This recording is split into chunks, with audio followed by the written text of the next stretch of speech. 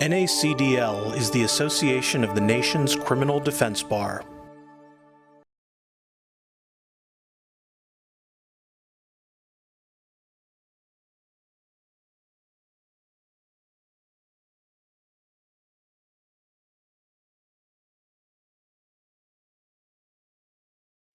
I'm going to start off, though, talking a little bit, going back and examining a little bit about storytelling, or what I think of as story form. And then we're going to look at some techniques that I think are hopefully going to be interesting and useful for you to use in a courtroom, primarily in jury work, I would think. Let me just make this observation. Anything that I'm going to teach up here only works in as much as it is embedded within the context of using story or narrative. I stopped calling it storytelling a few years ago because I thought there was sometimes some confusion about, are we talking about like a fairy tale or something of that nature, mythology? And for the most part, when I think of using story at trial, it's what I think of as narrative format. It's how we put in the information. And we saw how to put together a story this morning and different ways in which that's useful because of the way it works in the brain. But let me ask a question. I haven't heard everybody today, but I don't think anybody's asked this. Who knows how long the average attention span of our jurors is? Anybody? 30 seconds. How much? 30 minutes. 8 seconds, somebody says? 8 seconds? That's pretty pessimistic. Are you looking at my stuff? It's in my materials. So yeah, it's 8 seconds. 8 seconds. Think about that. Half of you are thinking, what was his question? Right? So what the hell was he talking about? And what is this storytelling thing? We haven't heard anything about that yet, have we? 8 seconds. Think about that. Now, I have to tell you, this has become sort of widely accepted in the circuit of speakers. And I first found this a few years ago. I talked about it, and I know a lot of people are talking about it. To put together my written materials for this program, I went back and re-looked at the research. It's probably not right. It's probably not accurate. It was put out by Microsoft, if I remember correctly. That's in my materials too. And it was all about people are multitasking, trying to show how people multitask, but they're really not very good at it. But the reality is attention spans are getting less and less. We know that. If you have teenage children, you know that, right? Because they're always on these things, and it's always in sound bites, it's Twitter bites, things like that. Our attention spans are getting less, but there are things we can do to combat that. And that's what we're talking about these 2 days. Persuasion, story, things that grab people and hold their attention. When we go to see a really good movie, we can sit for an hour and a half or 2 hours and be really engrossed in it. Our attention span stays there for the most part. We have thoughts, but it stays there. It sticks with us. We remember it, particularly if it's a moving story, has music, emotion, and the visual. They all come together. I want to show you a video that looks at the research of this. And I thought of it this morning when I heard the two folks talking about storytelling, that when she was talking about chemicals, right? The chemicals released in our brain. I think this video really is sort of interesting in talking about that.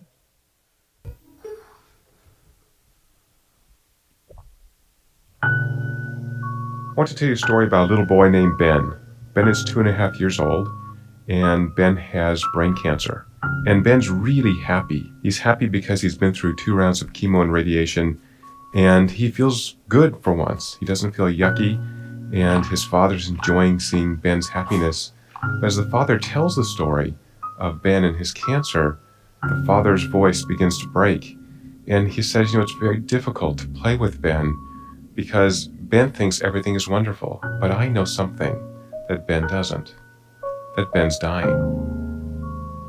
And he talks about how difficult it is to play with Ben, knowing that in 3 or 6 months, Ben will be dead. And yet Ben is so happy, he's so beautiful. And so the father tries as hard as he can to enjoy Ben, to be joyful around Ben. But then he says in the middle of this short story that it's an amazing thing to know how little time one has left. And as he says that statement, he has merged himself with his son. It's as if the father himself is dying. So in my laboratory, we've studied this story extensively. And what we found is that 2 primary emotions were elicited. One is distress, and the other is empathy. At the same time, when we asked people what they felt after the story was over, we really couldn't get very clear answers. So we began doing other studies on this story. So we took blood before and after, and we found that the brain produced two interesting chemicals. One is called cortisol, which focuses our attention on something important. So cortisol correlated with our sense of distress. So the more distress you felt, the more cortisol you released, and the more you paid attention to that stimulus. The second chemical release is called oxytocin, which is associated with care and connection and empathy. And oxytocin was correlated with people's sense of empathy. And the more oxytocin they released, the more empathic they felt towards Ben and his father. Now, we did something different after this experiment. We gave individuals a chance to share money with a stranger in the lab. And indeed, those who produced both cortisol and oxytocin were more likely to donate money generously to a stranger they couldn't see in the lab. In another experiment, we gave individuals a chance to donate money to a charity that works with children who are ill. And indeed, those who released oxytocin and cortisol donated money to this charity. In fact, the amount of oxytocin released predicted in both cases how much money people would share with a stranger or with charity. What we're seeing is that this narrative is changing behavior by changing our brain chemistry. So we decided to go a little further and ask, could we actually predict before they watched the video who would donate money to charity? So with funding from the Defense Advanced Research Projects Agency, DARPA, we reran the study in which we not only took blood, but now we measured heart rate and skin conductance and respiration. And using these additional measures, we were able to identify this distress response and this empathic response, and we could predict with 80% accuracy who would donate money to charity. These individuals get paid about $20 to be an experiment, and the people who donated money on average donated half their earnings. So we began to investigate this story further. We used functional brain imaging to identify the regions in the brain that were most active while watching that video compared to a control video in which Ben and his father were at the zoo. And what we found was that the most active areas for the emotional story were areas of the brain associated with theory of mind or understanding of what others are doing, and areas that are rich in oxytocin receptors that make us feel empathy. And guess what happens when you watch 100 seconds of a father and son at the zoo? Nothing happens and people just blank out. There's no reason for them to attend to this information because nothing's happening. There's nothing exciting. It's important to understand that stories have to have this particular structure. 150 years ago, a German theorist named Freytag called this the dramatic arc. So there are particular story aspects that go into making an effective story: exposition, rising action, climax, falling action, and then its denouement. The story of Ben and his father talking about knowing his son is dying has those aspects. It captures their attention. There's a coming climax. How can Ben's father actually engage with his son in this wonderful, relaxed, playful way, yet knowing that his son will die soon? It seems like there may be a universal kind of story structure. So stories are powerful because they transport us into other people's worlds, but in doing that, they change the way our brains work and potentially change our brain chemistry. And that's what it means to be a social creature, is to connect to others, to care about others, even complete strangers. And it's so interesting that dramatic stories cause us to do this. In these experiments, they do it in a very functional way. People are donating money because they want to help Ben and his father. And yet when we watch other stories or see movies, listen to music, the same thing can happen. We feel uplifted, we feel motivated, or we feel connected to others around us.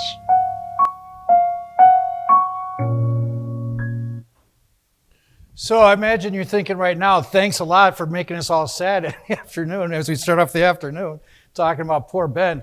You know, that the scene where you've got the father and son walking through the zoo with no background music, nothing. How many people have watched that trial before? Just like facts coming in that are not interesting, that you can't make sense of. How many people have tried that case before where the facts are just coming in and you can't make any sense of it? I mean, traditionally, I think that was a lot of what we were doing in a courtroom. Particularly if you go back and you look at the history of criminal defense work, back in the days of Clarence Darrow moving towards the future, it was a lot of counterpunching, right? It was a lot of knocking down the house of cards, trying to pull one piece out, arguing reasonable doubt. I mean, that really was a big argument. Things have changed over time. TV, movies, Constitution doesn't have the same weight, I think, that it did at one point. But as a result, putting in that sort of a case is just not going to be interesting. Shorter attention spans. People want to know what somebody did to somebody and why did they do it. And so we need to bring in all that stuff. So we bring in the story form we heard about this morning. We bring in the authenticity from we heard from just this last speaker, the genuine fear of representing innocent people in court. And that creates this reaction that we just heard about in this video. Who here is a little disturbed that it's DARPA doing this research? I mean, that freaks me out. I'm just going to be honest about that. All right, so again, it's all about the story. It is all about every piece of trial work. In the famous movie Glengarry Glen Ross, Alec Baldwin says you're always closing, always be closing, always be closing. It's about real estate. Here, it's always moving forward that theory through the story, bringing it home with emotion, integrity, and making it interesting. This video references Freytag, who created the dramatic arc that we study if you've studied writing. There's a wonderful video that I don't have time to show you this afternoon. You can find it on YouTube. It's Kurt Vonnegut talking about story arc. Jen Soletti showed it to me a number of years ago. I just absolutely love it. Kurt Vonnegut's funny, but it's fascinating. And how he talks about, when we think of storytelling arc, we tend to think of it like an arc, right? It doesn't have to be like that. It can be like this, right? I mean, the same thing that we saw in Chris's, the one that he did for his case this morning. So we wanted to be thinking about that. This is when we remember things, right? Because we have to be memorable. We have to be interesting. If we're not interesting, we're losing. Remember when there's a visual component, right? We see something connected to an emotional content organized in a narrative fashion. Storytelling. That's all it is. It's telling a story of innocence. It's telling the story of the case in a narrative format. So where do we find the story? First from the client, visiting the scenes. I think you can't really tell a story of a real place unless you've been to the real place. There's some authenticity. When you were doing some of those exercises this morning, when you were giving a tour of a location, as you were doing it, you were seeing that in your mind's eye, and it made the recreation more active. You were more engaged with it. If you've been to the scenes in the case, that same thing occurs. As you're talking about what happened, you're seeing it in your mind's eye, and you're retelling it from a perspective of having been in that place. Location has its own memory that we have to tap into. Imaginative homework is so much of this. It's so much of beginning, when you start off in acting, I did a little bit of acting in Chicago for a time. Got a review in what I thought was my best performance ever from the Chicago Sun-Times saying Belzer playing Dinky Dow was unsatisfactory. It felt like I was in kindergarten again. You get a U or an S? What the heck? So that was when law school came on the horizon. But when you start off with acting class, it's a lot of imaginative homework, right? How would I react in this situation if I were this person? Not me, right? That's the key. We got to step into the shoes of the client, step into the shoes of the witness we're going to cross maybe. How would I react in this situation if I were that person?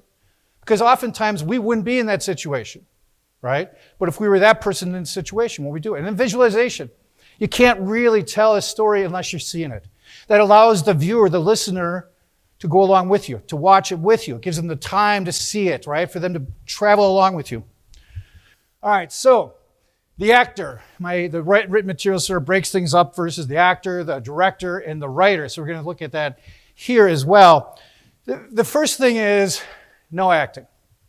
No acting. So here is this guy, goes to, gets his acting degree, tries to make it as an actor, uses those skills to some degree, to become an okay trial attorney. And then he's saying to us, don't act. Acting takes a long time to be really good at it. The very first thing you learn in acting school is to not act, to just be, right? Acting is believing is sort of the beginning acting book. So let yourself become free and vulnerable. I was talking to somebody recently. I saw some little kid just go running around a room, just like waving their hands around and just totally unconscious of their surroundings. And that's what we're trying to get when you're starting an act. And we want it to some extent. We can't run around with our arms waving in the courtroom so much. At this point, I might get away with it, but most of us want to hold on to that till later in our career. But we want to get to that place where we're just free to be in the moment like little children are, right? That's part of what that's about. When we try to act, unless you're really good at it, it looks fake. And I'm going to tell you, as criminal defense attorneys, there is very little that's going to hurt us more than doing something that comes off as fake. I've seen really young defense attorneys win cases on little more than an absolute true belief in innocence. Just a belief in the heart of hearts, this person didn't do it, and I'm going to convince these people somehow that he or she didn't do it. That's what we want to model. We do not want to be acting because it's going to come off as fake. If you've ever seen community theater, it's not very good. It's just not very good. We don't want to be doing that in a courtroom. And no memorizing. I've worked with some brilliant lawyers on like openings, closings, and there's some places that teach this. And that is what it is, but I don't agree with it. And it's for a couple of reasons. Number one, it does not allow for inspiration. It does not allow for me to see somebody nod their head and say, yeah, they're hearing what I'm saying right now. It doesn't allow for me to take someplace and go someplace new. I mean, how many of us in an opening or a closing all of a sudden thought of something new we had never thought about before, but it was gold. I mean, it was really gold. Good stuff, right? That's not going to happen if we write it out and memorize it. It's just not going to happen. But this is the other thing. Unless you are a professional scriptwriter, you don't account for breathing when you write something out. You write the way you think, not the way you speak, right? So scriptwriters, if they're writing out a monologue or a longer, piece where one person's speaking, they have to allow for breaths in there, for taking a pause, for the origination of thought, for thought to come to the person, even though it's a script. That takes a long time to get to that place. I'm not saying don't prepare. We're going to prepare these things, but then we're going to be in the moment. We're not going to memorize it. It's just really not going to be as powerful. The next three things are things you've heard your entire career if you've gone to any sort of trial skills program anywhere, right? You want to use your voice. So it's a reminder, I know, but I can't. I've got an acting background. I got to at least talk about it a little bit. Rhythm, volume, right? Intensity, tone. All these different things are interesting. They pull people in. When I keep reminding ourselves, if you're somebody who tends to be at one level, write some stuff in there, some notes about when I talk about this part, I want to make sure I bring my voice down. Bring it down. And then I'm going to bring it back up. This is a technique I've done with some people that you could maybe get somebody to do it with you, right? They're working on an opening. I might stand and watch them, and as they're doing the opening, I'll have them look at me, and I'll start with a 5, which means neutral voice. 6, 7, 8, just to get a feel of what it feels like to have a rising level, right? And then bring it down to a 2.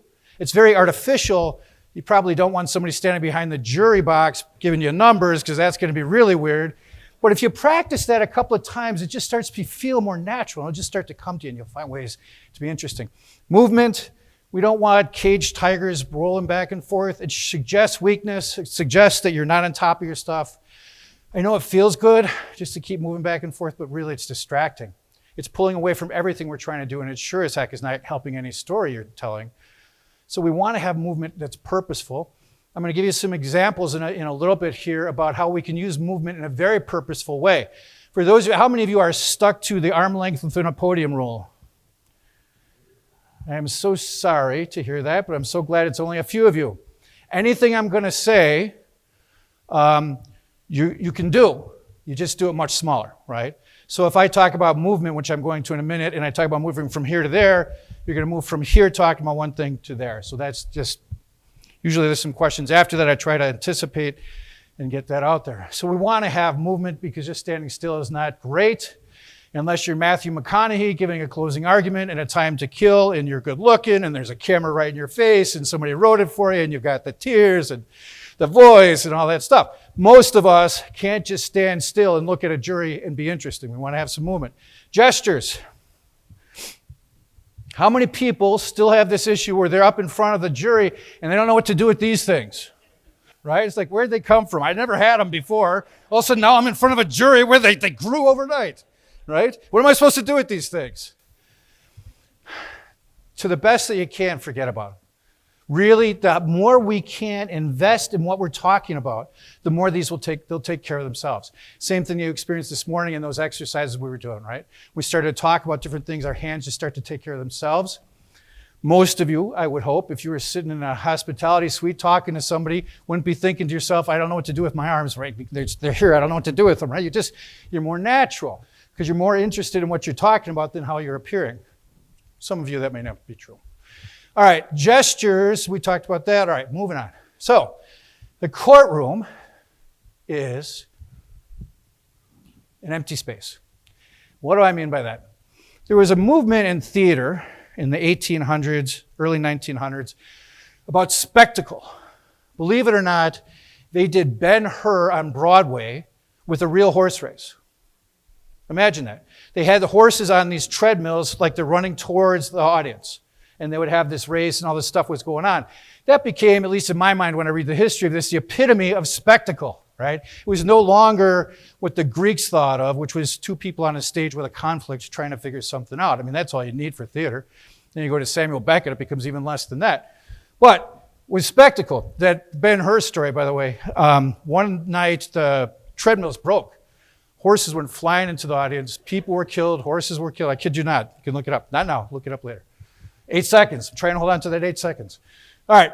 So then there was a movement by Peter Brook, as well as a number of other directors, to go back to the roots of theater, to get rid of all the spectacle, to have two people on a blank stage and create drama and move from there. We've got that. The wells of our courtrooms are a stage. It's a blank stage. We can make it anything we want. If you've ever been to the improv, you see improv actors making stuff up, scenes, things, cars, doors, right? They're there, right? Even though they start with an empty space. We can do that in a courtroom. We can make it any scene we want. Couple things.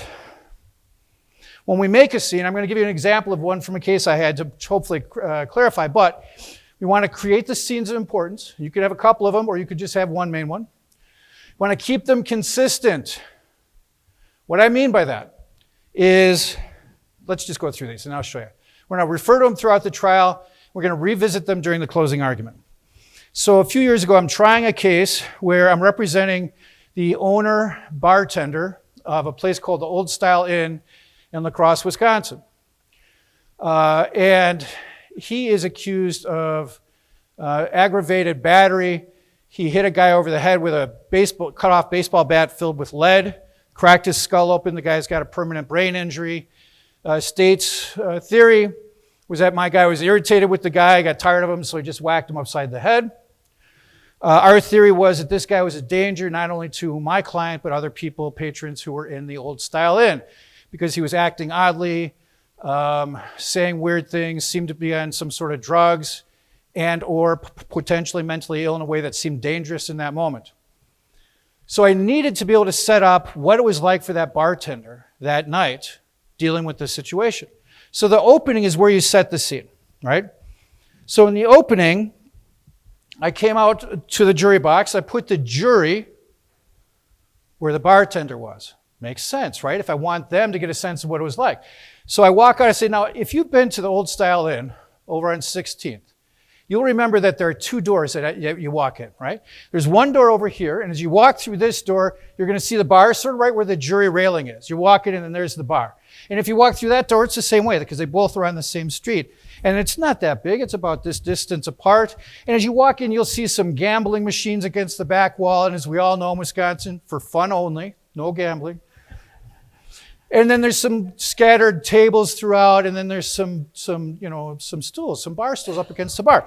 So on that night, Mr. Johnson was back behind the bar, tending bar, like he always did, when Frank Smith came through the door. And he just come through the door. He swung it open, it banged, he stepped in, and he started yelling about the war. And then all hell broke loose after that. So what I've done, you see, is I've set up this entire bar in the opening statement, right? Every time throughout the trial now, I'm going to respect that space and refer back to it. So when Frank Smith, when the guy who got hit testifies, I'm going to have him, the jury's there, let's assume witness stand is over here, right? Mr. Smith, I want you to assume for a second that this is the Old Style Inn, and that's where the bar was. You'd agree with me that one entrance would be about where you are. Now I've got him in the entrance, right? Where you are, and then the other entrance would be back here, correct? He has now walked into the scene that I've set up in the opening statement, right? Somebody, Jennifer, I think, said today how we can't waive openings. We got to do openings. Got to get that story out there, competing stories, right? When we set up this scene in the opening, every piece of evidence that comes in, if we've told the better story in our opening, is going to be planted in my scene. It's like my home court, right? It's like my home court advantage. Everything comes in. When I put my guy in the stand, same thing. Mr. Johnson, you heard me during the opening. Work with me here. This is the old style inn. Where's the bar? Right there. Where are the doors? Here and here, right? So I'm now creating all this. You can do this with photographs. You might also enhance it with photographs, but the idea of setting this whole thing up right here is just really powerful. It's really good stuff. Now, as I'm walking around here, if I've set tables here, I don't walk through that space. They stay cemented. Everything I do is going to reinforce the scene that I've built. Just like when you see improv, they don't like move the car. If there's a car, they keep walking around it. So I'll keep walking around it, right? To come over to this side if I need to. If I need to go up to here, I'm going to go around it. I'm going to respect the space. Get to closing, then we're going to step into that bar. We can all imagine what it would have been like to be Mr. Johnson that night. Now that's getting close to the golden rule, but it's not violating it, right? I don't think it is, but it's getting close. And I've set them up the whole trial to experience that, to be in that place. It's really good stuff. And you can do that with any scene. I've done it in sexual assault cases where there's a consent issue. I've done it with a robbery, an armed robbery case, with different scenes from a homicide case from not too long ago, one having to do with a guy finding his dead parents, things of that nature. How many people, has anybody here ever seen a prosecutor do something like that? Just set up a scene with detail like that in an opening? No, all right. I have not either. I'm going to tell you, though, it really works well. In the case I was just talking about, we were fortunate it was a not guilty, and it was a pretty quick not guilty. But the judge pulled me aside a couple weeks later. He said the case was over after the opening. Because he said the scene was set so strong in that opening, there was no way the prosecutor was going to come back from that. It was just, there was the story, and they saw it. Now, if you ever see a prosecutors do that, do not step into it. Because when I do this, prosecutors step into my set, and they start doing their questioning in my set. It's great, right? If they set something like that up, we're not going to step into their set. We're going to redesign it. So if a prosecutor did that and put the jury there, I'm going to walk out and say, erase all that, because that's not accurate. That's not really what happened. The bar was over here, right? So I'm putting it wherever the hell I want it. There's no reality here for this. I'm just going to anchor it somewhere else. So now they're in my scene. And if you see in improv, when they say something like scene, and then they just sort of make a gesture like everything we just did is now gone because we're going to move on to something new. It's that simple. It's really that simple. Doesn't cost a thing. And if you're on budget, this doesn't cost a thing. Just imagination. All right, so demonstrating time and space. I talked about movement before. This is so simple. And it's great for the kinesthetic learners, right? There are 3 modes of adult learning: visual, oral, kinesthetic, meaning tactile or doing. This is for the kinesthetic learners in large part because they want to be up there. They want to be in the story. If we want to do a flashback and we want to differentiate this time period from a time in the past, movement is so easy. To understand why Frankie reacted the way he did that night, come on with me. Come on. Let's go back in time a couple of months. Over here, 2 months prior, this is what happened. Just that little gesture, come on with me, the kinesthetics are like, yeah, can I, right? They want to get out of their seat and they want to walk with you. But it pulls people in. And now what we're going to do is we're going to anchor, the same way I anchored a scene, we're going to anchor time. The past is always talked about here. If I'm cross-examining about the past, I do it from here, direct from here. If I'm talking about the present or the case, I'm going to come back over here because we're highlighting our story. That's just another way you set that up in the opening, perhaps. And space. Same thing. The first time I thought of this, it was a trial that I did many, many years ago. I had a young man accused of an armed robbery, and the truth was he was 4 blocks away having spaghetti with his grandma who had just got back from missionary work in Africa. I kid you not, my favorite witness I've ever called in my life. So he's here having spaghetti, right? And we know this because when he walks out on the stoop, because there's flashing lights in the neighborhood, he's still got spaghetti sauce on his mouth, right? It's beautiful. It's a beautiful thing. So he's here. Meanwhile, while Michael Jones is having spaghetti with his grandma, 3 guys got lost in a neighborhood they shouldn't have been in. And then they got robbed, right? So then I talk about that. And then when I talk about a horrible drive up with the police, with them in the back car, I slowly move it this way because that's the only thing that connected those 2. They have nothing to do with each other. Now we're just doing the same thing with space that we can do with time.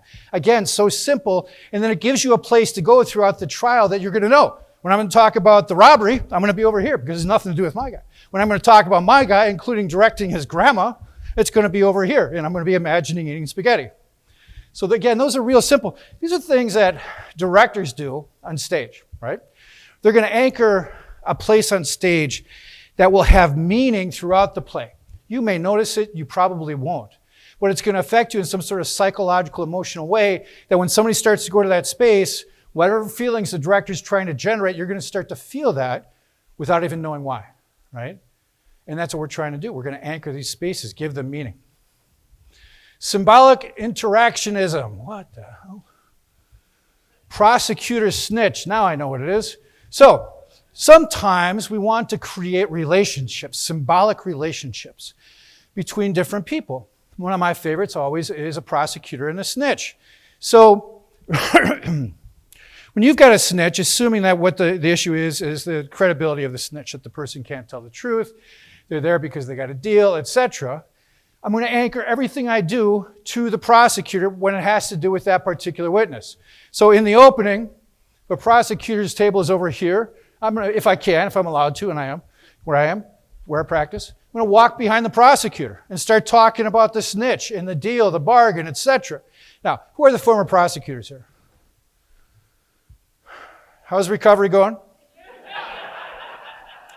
Let's give them all a hand. 5 years, 10 years, 20 years, whatever, we encourage you.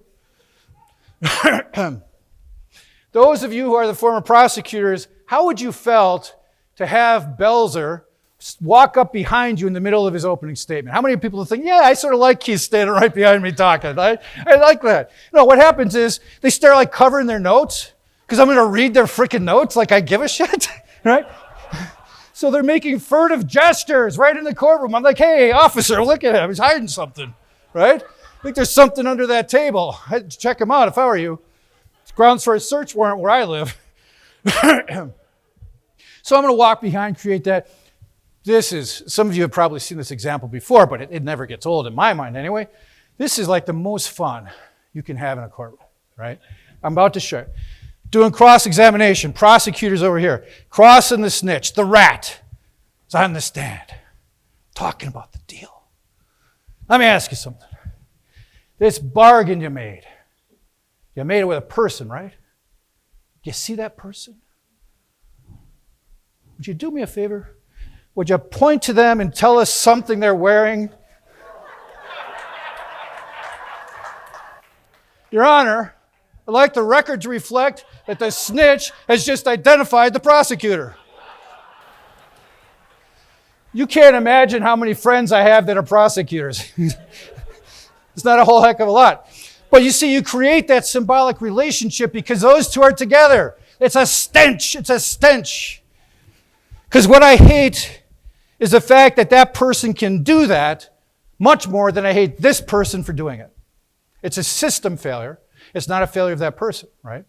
Although if I have to beat them up, I will. Generally, I don't think that's the best idea. All right. Prosecutor victim. How's that going to work? Sometimes there's an unsympathetic victim, right? An unsavory victim can do the same thing. I'm going to give you an example. If you've got a case, I consulted on a case which was a battered women syndrome, though we don't have exactly battered women syndrome in Wisconsin. So it was really a self-defense case. But the woman, when she killed her husband, he was not actively trying to hurt her at that particular moment. So it probably, frankly, was a little bit of what we just heard in the lecture before mine, a little bit of jury nullification. But the guy that got killed was a piece of crap. He was a bad guy, bad guy. And so everything I did, I wanted to tie that guy, the dead guy, the so-called victim, to the prosecutor because she should not be prosecuted. And so we did the same thing in that situation to tie it all to the prosecutor. That led to something else that I discovered in that case. I came up with a name for it. I don't know if it makes any sense. You can call it whatever you want. I call it artifact memory recall. What it means is sometimes there are tangible things that have strong memory, right? They have strong memory. If you were to pull out, if you had like a favorite stuffed animal as a kid, all of a sudden I handed that to you, you would have emotional connection, right? For me, it's my baseball cards. I still have my baseball cards. I grew up a Cub fan. I still have my Ernie Banks baseball card. These things, these artifacts that bring us to a time and place in a way that a question or words can't, right? It's a tie to a piece, to an artifact that brings you back there. This case, the case I was talking about. Guy beat her up. A little bit of time goes by, he would buy her a stuffed animal, right? That was the peace offering. Then they'd start that cycle of violence, if you know how this cycle works. By the way, I have become convinced over the years that cycle, while it's true, there's research to support it, is not true in every case. And I respect the work that advocates do, but they tend to be some of the most black and white thinkers I've ever met in my life. And there's a lot of cases where that research just doesn't fit, and so if you have those cases, you should probably look deeper into that research. But in this case, it was textbook. Battered cycle. Brings the stuffed animal, mounting tension, violence. Brings a stuffed animal, honeymoon, mounting tension, violence. This goes over and over and over again, 12, 15 times. Like this person though, the client, not very expressive, has trouble talking about it, and has trouble demonstrating any fear, even though it was clear that she felt it. It was clear in my talking to her. I'm like, how are we going to bring this out in a courtroom? Let her tell her story. And I came up with this idea. We're going to start by bringing her one of those stuffed animals. Just bring it up to her, hand it to her, and say, I want you to look at this. I don't want you to say anything.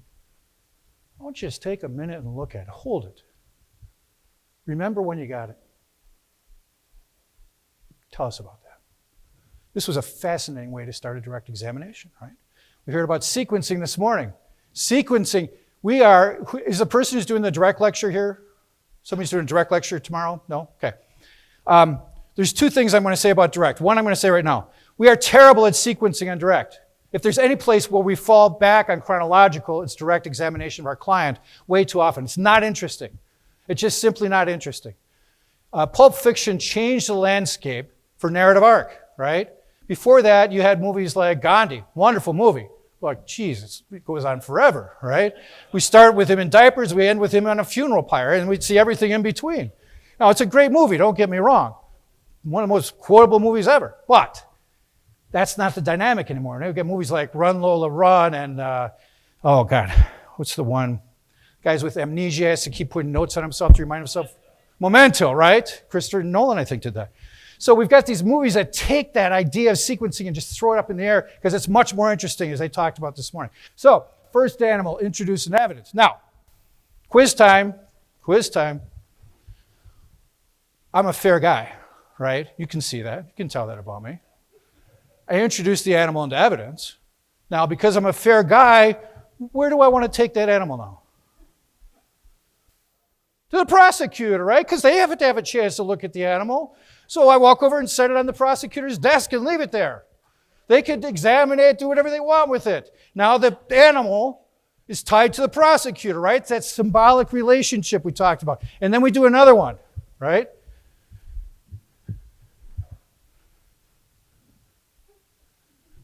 And another one. And another one. Some more. These are not the real animals, by the way, as you can tell from that. This was just me getting a little crazy. Got worse. The animals got worse over time. Until finally, it's all fun and games till Bugs Bunny gets stuck with a fork. Yeah, so we brought all these in, and after each one was introduced, because I'm such a fair guy, I sit them all over on the table. And so by the time the prosecutor's getting up for cross-examination, this is what the table looks like. You've got these century of animals standing guard to protect her from the prosecutor. Now, you're a prosecutor in that situation. You've got a couple of choices. Do I move all the animals, thus drawing more attention to them, or do I leave them there, even drawing maybe more that way, right? If it were me, I would have found a reason to take a recess and get them the hell off my table without the jury sitting there. But no, cross-examination with all the animals there was perfect because the jury is spending half the time looking at those animals. Great stuff. All right, more recently, so this room reminds me of Las Vegas. It's a little bit cool. There are no windows and no clocks. So it's sort of like, who knows what time it is. All right, so a little while ago I did a trial, a murder trial, the one I was just talking about. And This guy, these are still shots. It was on 48 Hours. These are still shots from the television show. Was accused of killing his two parents, shooting them in the back of the head for a multi-million-dollar inheritance. Let me just say something about ethics for a second. It is unethical for criminal defense lawyers to do contingency fee cases. We all agree about that, right? However, if you charge somebody what we're going to be worth for that trial, and they're only going to be able to pay you if they win the inheritance, it's sort of like a backdoor, right? But then you got to win the case. Oh, boy. And then you got to win the case. We did not. So anyway, this case, we did not, no. There was some really bad facts. I know we're not supposed to say bad facts, they're just facts. These are really fucking bad facts. So this guy accused of shooting his parents in the back of the head. What I found out early on, I just came in as a story consultant at first. I wasn't even actually on the team, but he loved his father. They were best friends. They talked to each other every day. Every day they talked to each other. They golfed together. They had businesses together. My feeling was, if the jury really believes that, and everybody seemed to agree about it, there doesn't seem to be any disagreement about their relationship, right? If the jury believes that, we can win this case. And then they told me about these other facts that I mentioned to you, but I'm not going to tell you what they are. And so I started off his direct. It was a day-long direct. It's the longest direct examination I've ever done. There was so much stuff we had to go through, including that other stuff. Started off with me showing him a picture. That's the picture. It's him and his dad. And it's the same way that I talked about in that other case. I walked up and I handed him the picture because he's scared to death. I want to ground him. I want to do something interesting. I'm not going to start with, tell me where you were born and what grade school you went to. That's not interesting. I mean, at some point, I'm going to embed that information somewhere in the direct so the jury hears about it and meets their neighbor like we heard about in that last lecture. But I'm not going to waste primacy on that. We put it on that relationship. Because we cannot win without that relationship. If we don't establish that, we don't have a prayer, right? So I bring that up, I have him look at it and just look at it. I had him look at it for about 60 seconds. It seemed like forever to me, but I really wanted that moment to work. And I talked to some people who were in the courtroom, and they said that whole minute was just like incredibly intense because he's up there for his life, right? And we're already almost a month into the trial by this point. And I had him look at some other pictures and describe that's his family. All right, so that's just another way you can do that. We heard about storyboarding this morning. In fact, we did some Foursquare storyboarding. I love that. I want to sort of explore a different way that we can look at storyboarding. This idea of storyboarding, I think the first time we started talking about this in trial work, it was me and another lawyer, Colette Tavette, who we were sitting in a bar and she was talking to me about her case and she started drawing on a cocktail napkin. And I said, what you're doing is storyboarding. So then she turned it into a talk, and then we had other people that are getting like doctorates and all this stuff in story that are taking this even further. But I think that was sort of the germination. I don't storyboard because I just see things in pictures. That's the only way I can interface with the world is I just see stuff. And so I don't draw it out because it would be redundant. But storyboarding can be really fun. But what I want you to encourage you to do is if you're going to storyboard is to take it to that next level, which is not just the visual. Right? Because this is going to bring in the music of the movie. Our voices, when our voices are attached to our genuine emotion, that's going to come from this sort of analysis. What is the factual information? Yes, right? We want that. We want the facts. What are the word pictures? We did some of that today. But then in our exercise this morning, we also started bringing some other things. Some emotion, some attachment, connection. What are the other senses are conveyed? Not just visual. Smell. I mean, research about smell being the strongest memory enhancer. What is the emotional reality for the client in anything you're talking about in a direct? What is the emotional reality for others in a cross, right? In that particular scene, just that little bit of a scene. What is the emotional reality for us? All too often we leave that at the door. How are we feeling about this moment that we're conveying? Just this moment, not the entire trial. Because we are nuanced, I hope, and we can have different feelings about different parts of the story in the trial. They don't all have to be righteous indignation. There could be moments where we can connect with a witness that's adversarial to us, if not for a whole cross, for part of a cross. That's interesting and it's real. It enhances our credibility as real thinking people, emotional people. And then what is the precise intent of any chapter that you're doing? Well, it's a chapter of an opening, a chapter of a closing, a chapter of a direct, chapter of a cross. And by precise intent, let me talk about that for a moment. Alan Arkin, many of you know who that is, he's an actor. does improv workshops in Santa Fe, I think, New Mexico.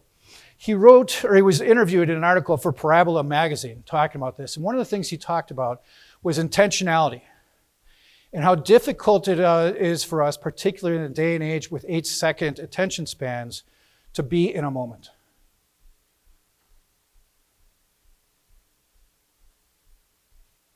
To just be in this moment. Right now, I have no idea what I'm going to say next, but I'm okay with it. You're probably not. You're thinking, get on with it. Just to be in this moment, right?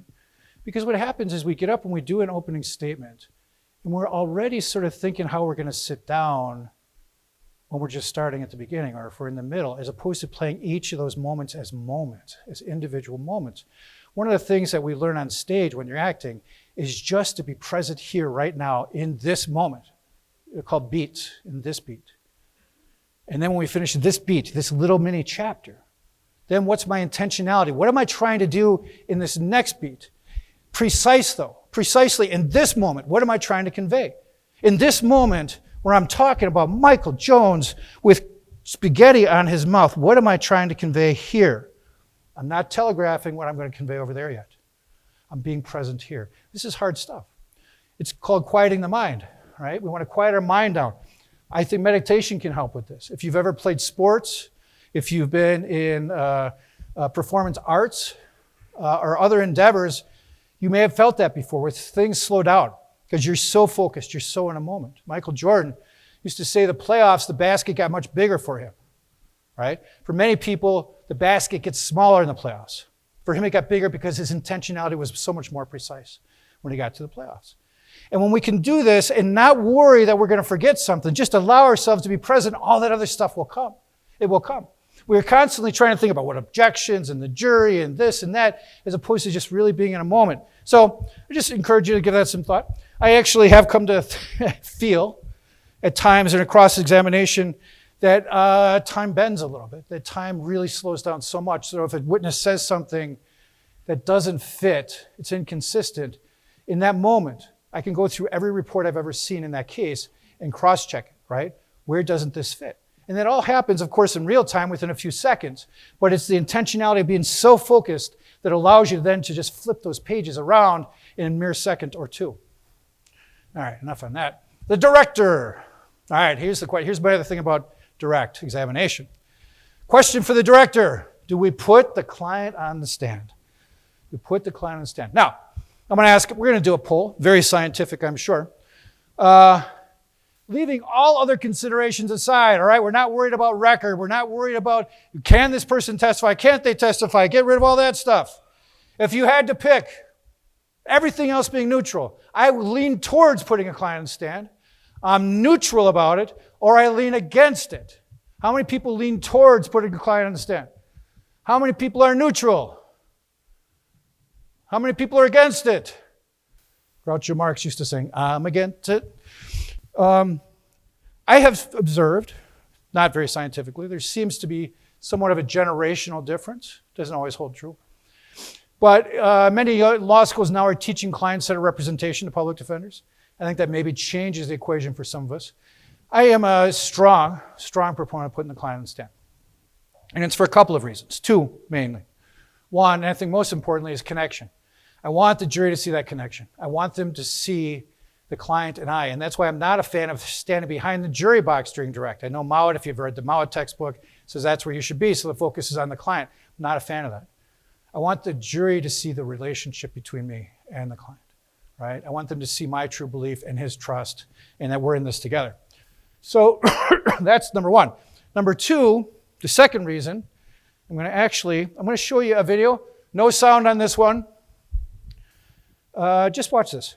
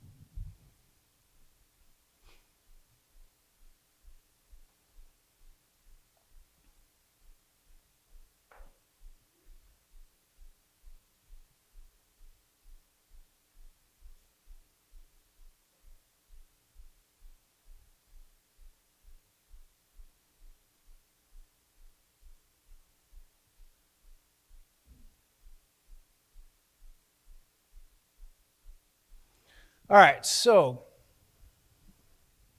we just saw some shapes moving around on the screen. Essentially, what we saw shapes and lines. How many people had some sense of a story when they were watching that? Right? The great majority of people who see this do. Would somebody be willing to share, just in general terms, what was the story you saw? Yes?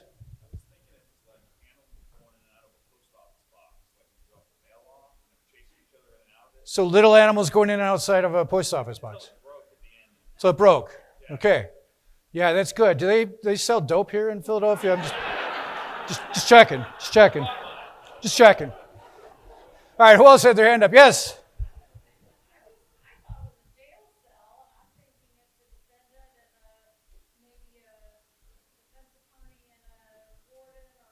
Can you all hear that? Jail cell, defense attorney, warden, prisoner. And that's the bully.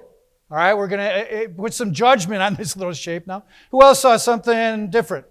Yes, in the blue in the back. So I saw the bigger triangle, slightly bigger triangle, parental figure.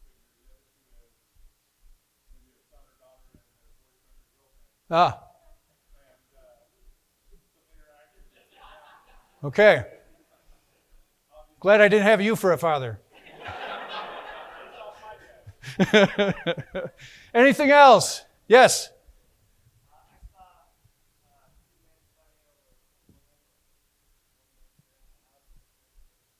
So 2 men fighting over a woman and the guy who lost breaking up the house. Right? Someone was breaking up the house. Okay, anything else? Yeah, way in the back.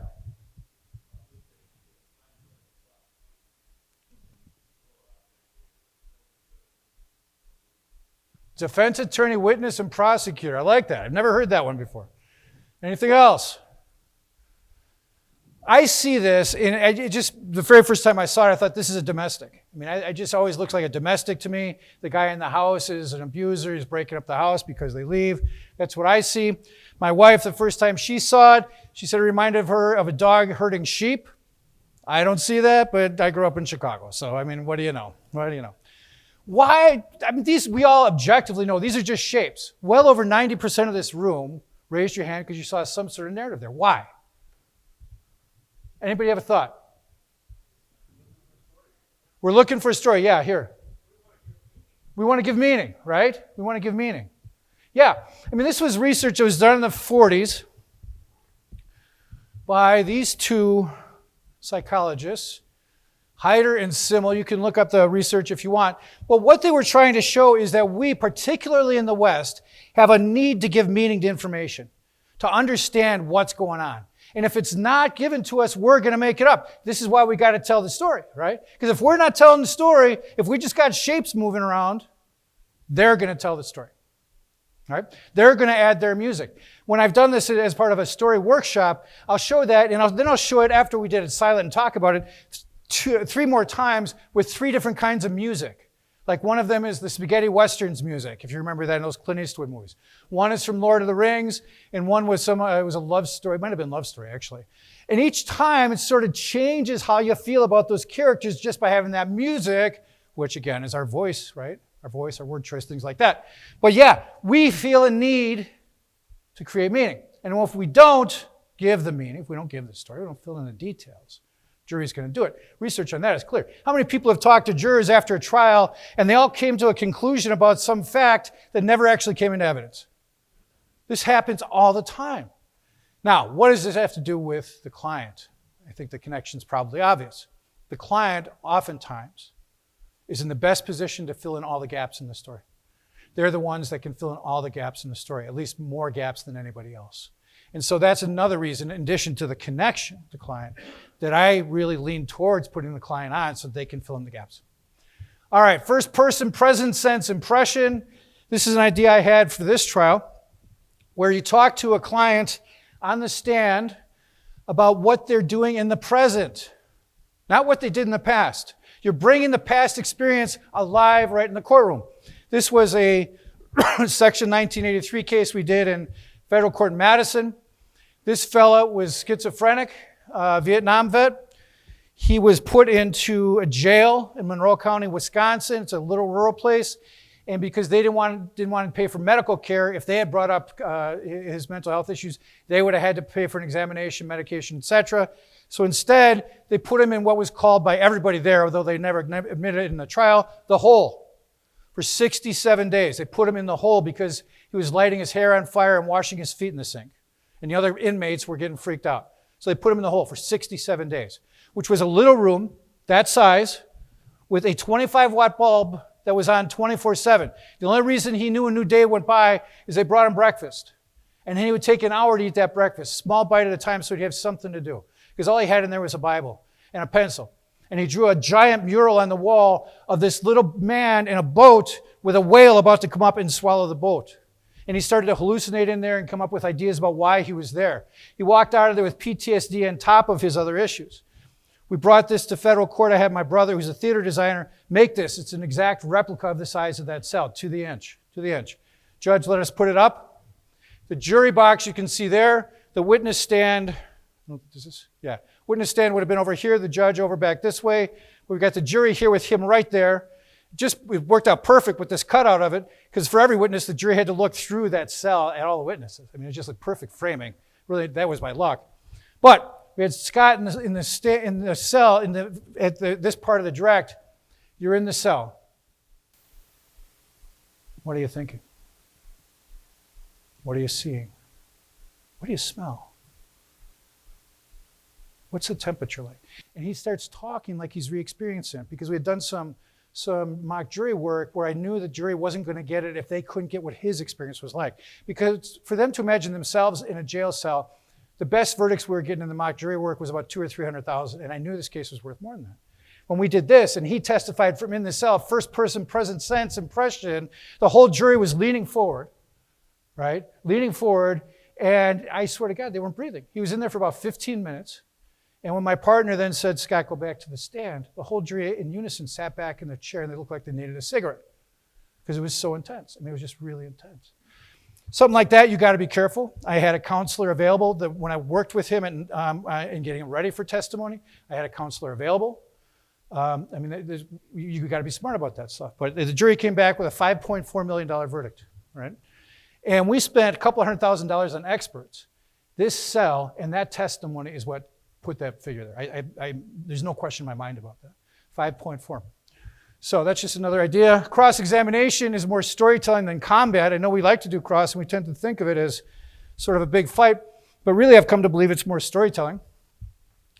When we're thinking about the witness, trying to figure out, this is the writer, right? This is the screenwriter, the scriptwriter, the playwright. Who are these characters we're going to cross-examine? I mean, if they were in a book, what would be interesting about them? Because the more two-dimensional we make them, the less creativity we have to tell their story in a consistent way with our theory, our story of innocence. Who is the witness? What do they want? What are they feeling? What were they feeling then? Can they help? Do they hurt? How will the jury feel about them? And again, this authenticity. How do I feel about this witness? How do I feel? Oftentimes, I always like to work with other lawyers on cross-examination. I'll get a call from somebody saying, hey, I don't know how to really put this cross together. And I'll say, well, how do you feel about her? And the lawyer will say, well, I think he's lying, or I think she's lying. And I say, well, that was a non-responsive, so I'm going to object. How do you feel about her? Right? That's a different question. Somebody could be a liar, and I wouldn't necessarily have to hate them. Maybe I would, maybe I wouldn't. Usually not. That's just not sort of who I am at this point. All right, so cross-examination. There's point of view cross-examination. This changed everything for me. I learned this from one of my mentors, a guy by the name of Steve Wrench from Colorado.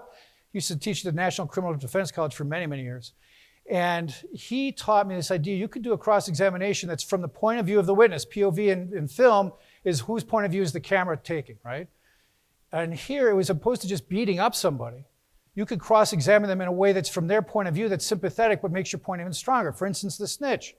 If the cross-examination is just about, you've got a deal, you're a liar, you could go to jail, you could go to prison, blah, blah, blah, that stuff has some weight. On the other hand, if you can do a whole point of view cross-examination that's from their point of view the moment they get arrested, when they're sitting in the car, when they're sitting in the jail, knowing they're going to prison, knowing that they're not going to see their kids, knowing they're going to have a roommate and be told when to eat, sleep, and everything else for the next 5 years, you see why that person would absolutely lie.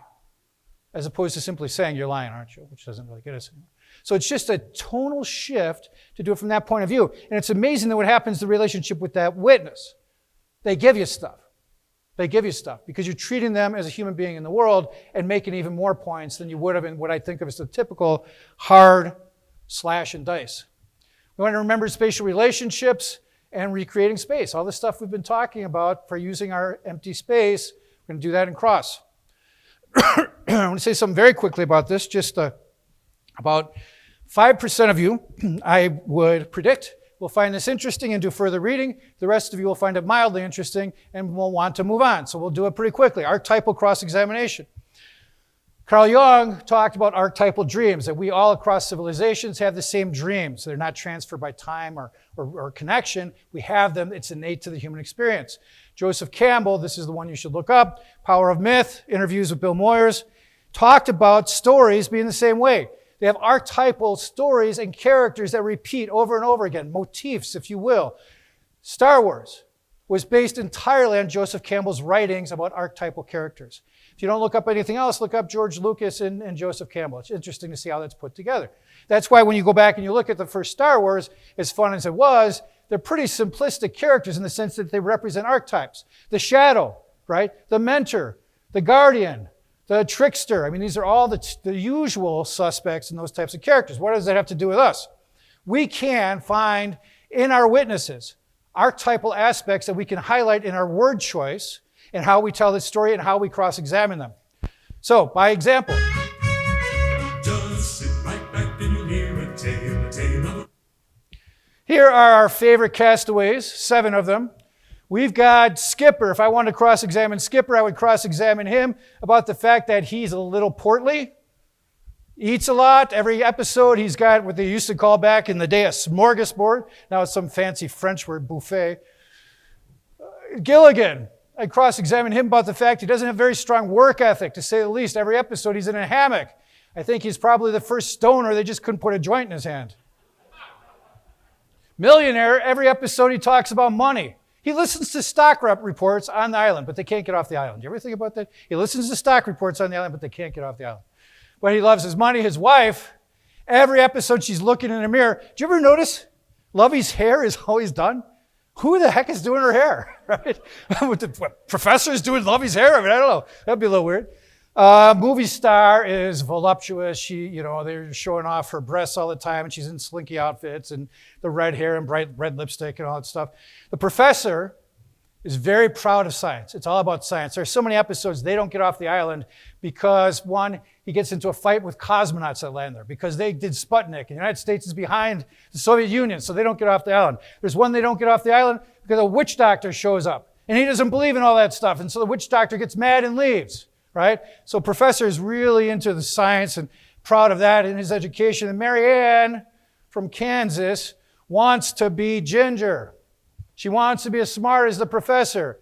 She wants to have as much money. There's an episode where they have the Millionaires Club that Lovey and the millionaire put together, and she doesn't get invited to join. Of course, the Lovey and the millionaire had to give people $1 million to be in it. She didn't get the million, so she didn't get it.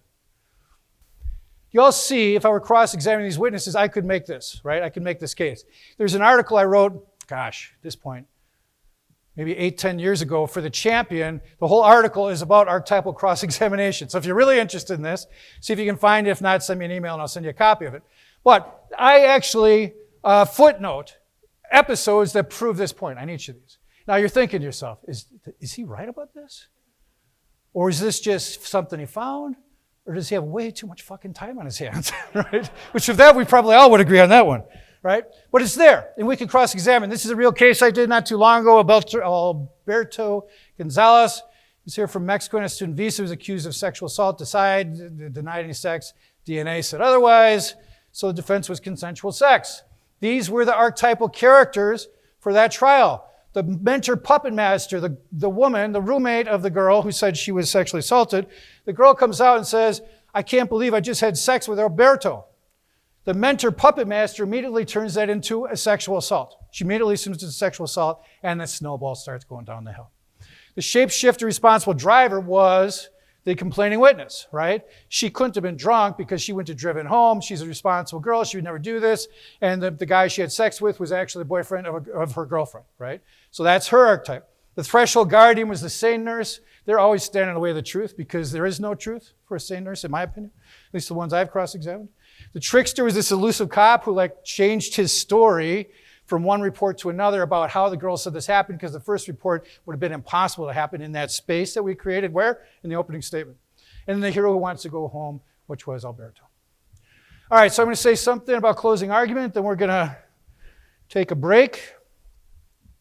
This is the one place where we can actually do storytelling, right? Not just story form or narrative, but actually use a myth or a fairy tale by way of analogy.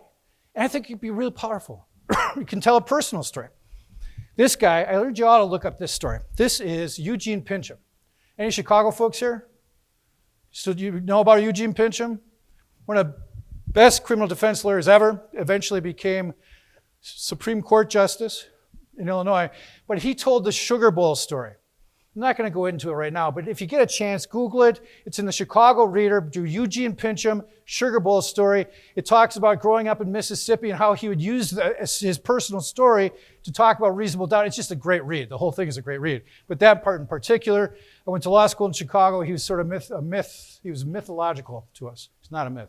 So I want to give you an example of a story that you could use in a closing argument by way of an analogy, because that's part of the performance too, right? If we can perform something that resonates, that gives people a deeper meaning, like Joseph Campbell talks about why story works so well, it sticks to the bone so much, this deeper meaning, sometimes that can be the key.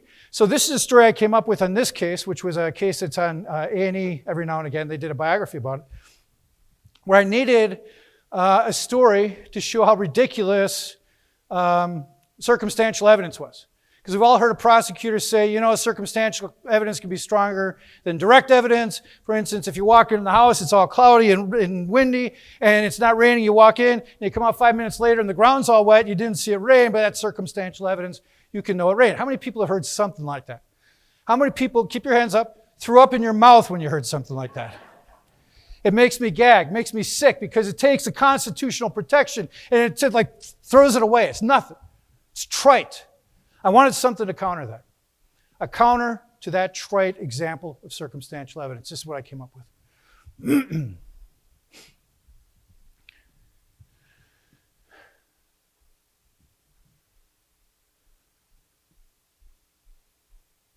In the ancient days, there was a warrior, and the warrior had a best friend. His best friend was the great dog, Wolfen. They were truly the best of friends. They went everywhere together. It was so interesting because the warrior would go off to war, and Wolfen would be by his side. He'd leave the castle, he'd go out to the crossroad, and they'd greet each other to say goodbye, and the warrior would go off, and Wolfen would just stand there looking at him. And then some months later, the warrior would come back. Now, this is the interesting part. Come back, and Wolfen would be waiting. Somehow Wolfen knew he was coming back on that day. And he'd be out there, he'd be waiting for him, and the warrior would walk off, and Wolfen would wait. Warrior would get there, they'd embrace, and they were so happy to see each other. Wolfen would jump around, and then they'd walk back into that castle together. There came a time when the warrior took a bride. There came a time when she was expecting their first child. But as it was in those days, the warrior got called off to war, and off he went. And he and Wolfen went out, and they said goodbye, and the warrior went. After some months, the warrior received word. His wife had borne him a child, a son, a firstborn son. And with a new kind of love, an expectation, an excitement that he'd never felt before, the warrior came home to greet, to meet, to hug, to love his son. And he came back down that road, and he was expecting to see Wolfen, and there's no Wolfen.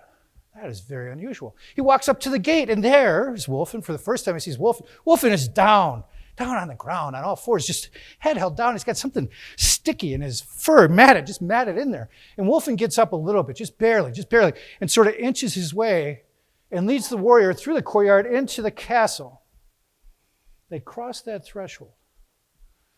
The dog, Wolfen, leads the warrior to the back room that they had turned into a nursery. The warrior walked in and he saw what had happened. He saw what that dog had done. The room was torn apart. Things were broken. There was blood everywhere. The bassinet was destroyed back in the corner. He knew what that dog had done. He took his sword and he killed him.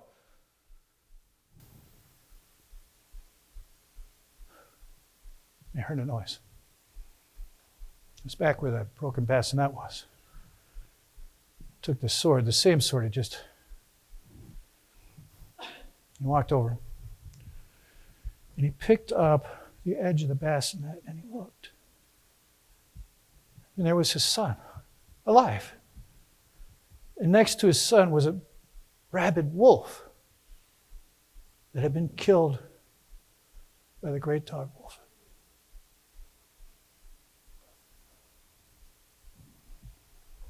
He dropped his sword. He never picked it up again. He picked up his friend, picked up Wolfen, and he carried him out to that crossroad. He buried him. And he built a large stone monument to his friend. And every day for the rest of his life, he went out there to ask his friend for forgiveness. The sword of justice has the ability, when used with care and consideration and respect, to uncover truth. When it's used recklessly, without regard, it has the ability to kill the innocent. Folks, he's innocent. Don't kill him. Thank you.